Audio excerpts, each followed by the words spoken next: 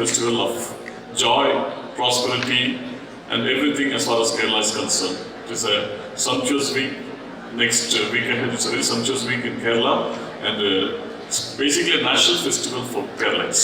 Respect, and this is a festival which is not inclusive of the Hindu community. All the communities in Kerala take part in this festival.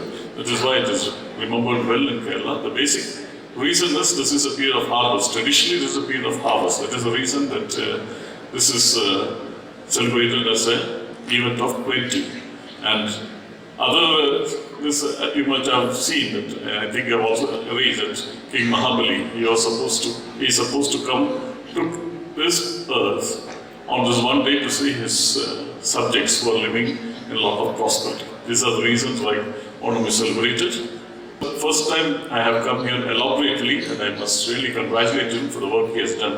Wonderful setup, wonderful infrastructure, wonderful faculty, wonderful buildings, and I'm sure the systems here are wonderful for you to study. So you students are blessed to be studying here. Make use of it, become good citizens. Wish you all the best. Happy Onam to all of you. Thank you. KIT, Kalaignarkarunanidhi Institute of Technology, Coimbatore.